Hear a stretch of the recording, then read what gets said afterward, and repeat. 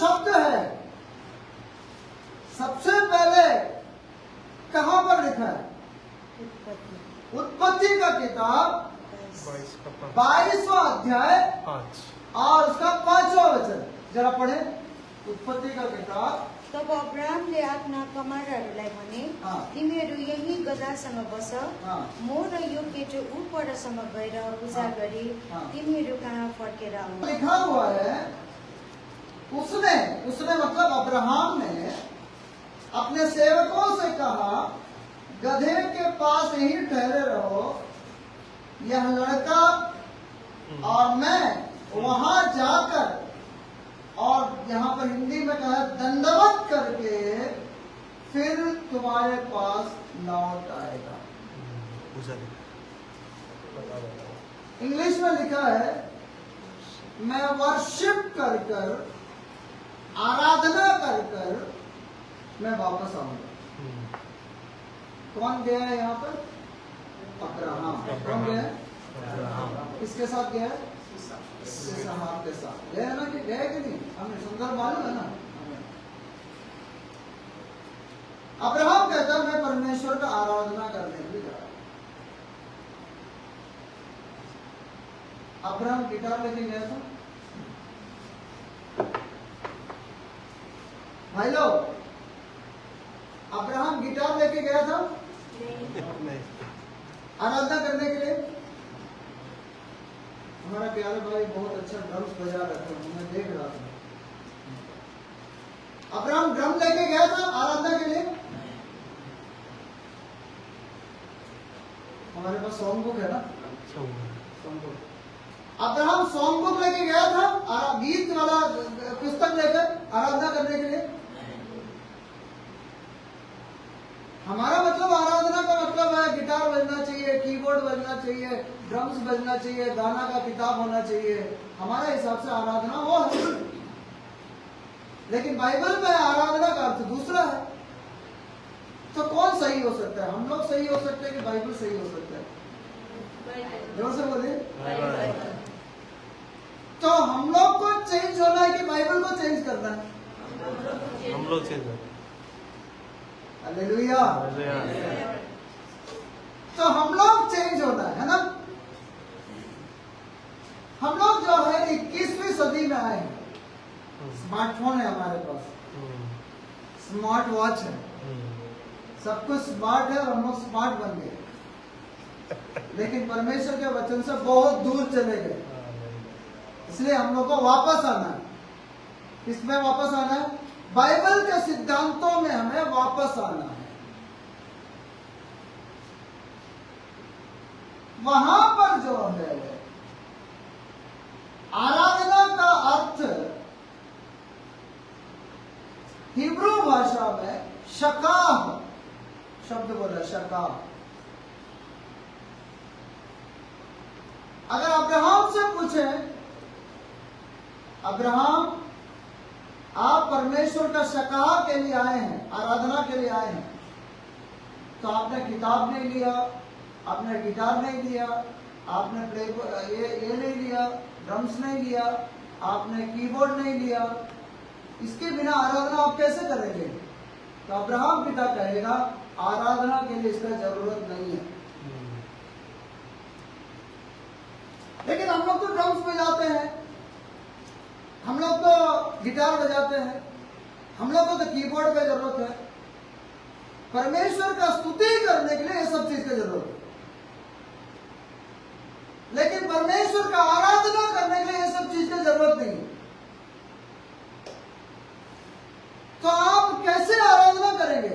मोरिया के पहाड़ में आप आराधना करेंगे कैसे? बिना गिटार का, बिना कीबोर्ड का, बिना सॉन्ग बुक का आप आराधना करेंगे कैसे? अब्राहम पिता ने बोला कि मुझे ये सब चीज आराधना करने के लिए ये सब चीज की जरूरत नहीं। फिर आराधना करने का मतलब है मुझे कल्दियों को देश से निकालने वाला एक व्यक्ति है, उसको मैं देखने के लिए आया।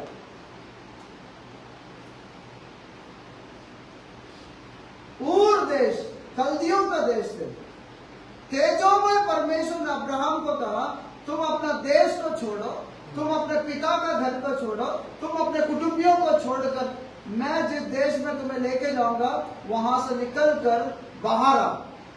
तो जो परमेश्वर ने मुझे बाहर निकाला वो परमेश्वर से मिलने के लिए आया।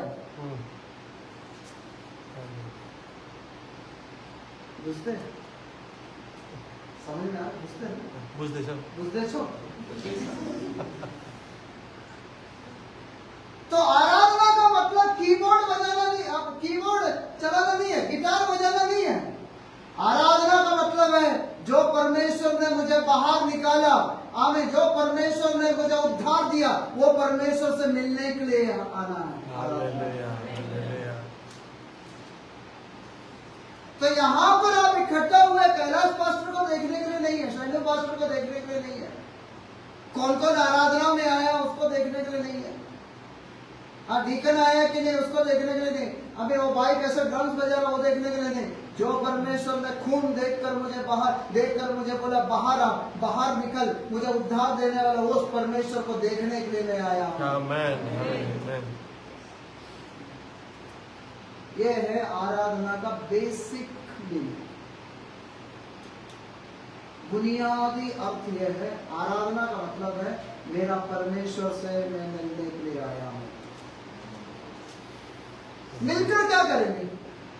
परमेश्वर आपके सामने में खड़ा हो गया, क्या करेंगे आप?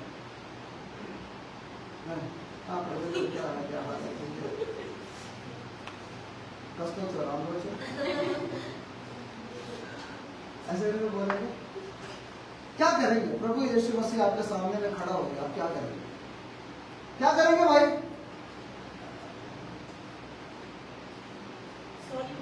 सॉरी बोलेंगे। अगला सिर्फ सॉरी बोलेंगे।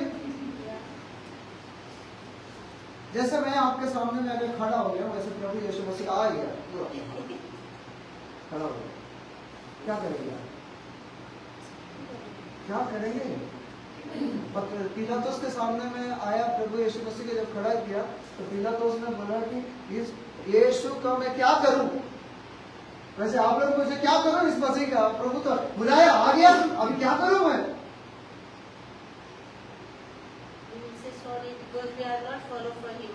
सॉरी सॉरी बोले। अरे बहन लोग जवाब दे रहे, आप लोगों को शर्म नहीं है? चुपचाप बैठे क्या बोलेंगे? क्या करेंगे? आपको उद्धार देने वाला मसीह आपके सामने में खड़ा होगा, आप भी खड़ा रहेंगे। आपको मालूम है एक दिन आपको खड़ा होना पड़ेगा मसीह के सामने में। हालेलुया। देखिए अब्राहम ने क्या किया। उत्पत्ति का किताब 18 अध्याय और उसका दूसरा वचन। उत्पत्ति का किताब 18 अध्याय और उसका दूसरा वचन, जरा उसको जोर से जरा निकाले में जरा 18 2 तिनले आफ्ना आँखा उठाएर हेरे र आफ्नो सामु 3 जना मानिसहरू उभिरहेका देखे।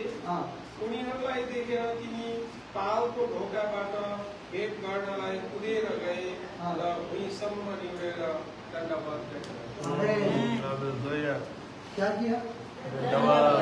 दंडवत का मतलब जानते हैं क्या है? आमीन। ऐसे नहीं है, ऐसे भी थी। मैं आपको डेमोन्स्ट्रेट करके दिखाता हूँ।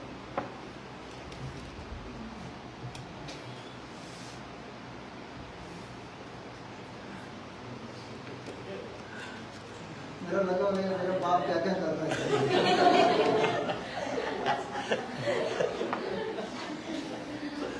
कुछ चीज डेमोन्स्ट्रेट करके दिखाना पड़ेगा। आप जब प्रभु यीशु मसीह से मिलने के लिए आएंगे और परमेश्वर का तेज जब आपके सामने में खड़ा होगा, आप मुंह से एक शब्द भी नहीं बोलेंगे, उसके सामने में पैर में दंडवत करके उसका आराधना करेंगे।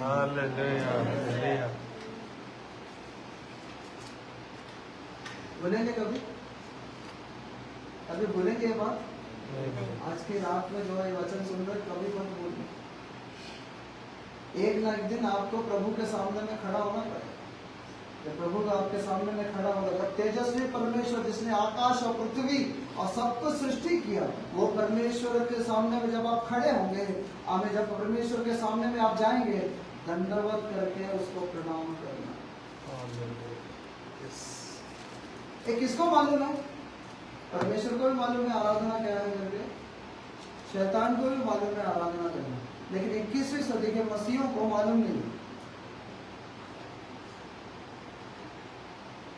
जब हमें हमारे भाई ने एक वचन में बोला, मनुष्य सिर्फ रोटी से नहीं परंतु परमेश्वर के मुख में से निकला हुआ हर एक वचन से भी जीता है। कब बोला था ये वचन प्रभु यीशु मसीह ने? रेगिस्तान में जब शैतान ने उसको परीक्षा किया, तब प्रभु यीशु मसीह ने वचन दिया। यह पहला परीक्षा था। तीसरा परीक्षा क्या था? कि प्रभु यीशु मसीह ने इस दुनिया का सभी देशों का महिमा, शैतान ने प्रभु यीशु मसीह को सभी देशों का महिमा दिखाया, और शैतान ने उसे क्या बोला? झुककर गिरकर दंडवत करो तब मैं सब कुछ दूंगा। दिया बोला कि नहीं? फिर क्या बोला? नमस्कार करो, तो सैल्यूट करो करके बोलो, नहीं फिर क्या बोला? झुककर दंडवत करके प्रणाम करो। तो शैतान को भी मालूम है आराधना क्या है करके, लेकिन हमें मालूम नहीं। हम जब गिटार बजाते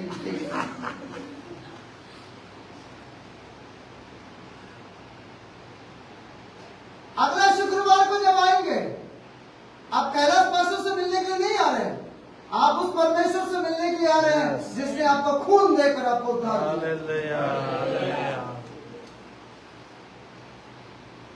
और वो परमेश्वर का तेज जब अनुभव करेंगे, उस परमेश्वर को उपस्थिति जब आप अनुभव करेंगे, आप कुर्सी में बैठे हैं या नीचे बैठे हैं, आपका भीतरी मनुष्य दंडवत करके उसको प्रणाम करना है। मैं नहीं बोलूंगा बहन लोग भाई लोग कुर्सी पर बैठा हुआ तुरंत तो सबको नीचे गिरना, ऐसा नहीं है। आपका भीतरी मनुष्य, अंदर में एक मनुष्य है ना, भीतरी मनुष्य, वो झुक कर दंडवत करना है, वो है आराधना।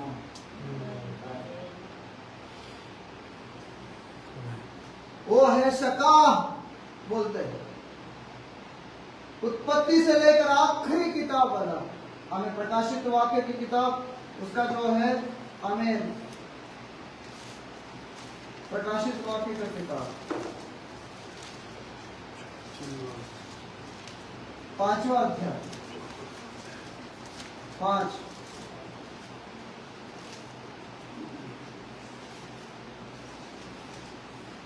उसका 14 वचन, 5 का 14 प्रकाशित वाक्य इसका 5 का 14। सर एक दिन खुलो सर ना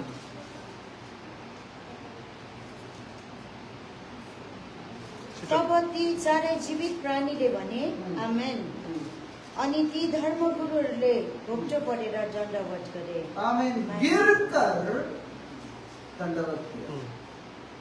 वो लोग सिंहासन पर बैठे हुए हैं, लेकिन जब मेमना सामने में आया, मतलब प्रभु यीशु मसीह जब सामने में आया, उन लोगों ने अपना मुकुट को नीचे रखा और गिर कर दंडवत करके उनको आराधना किया।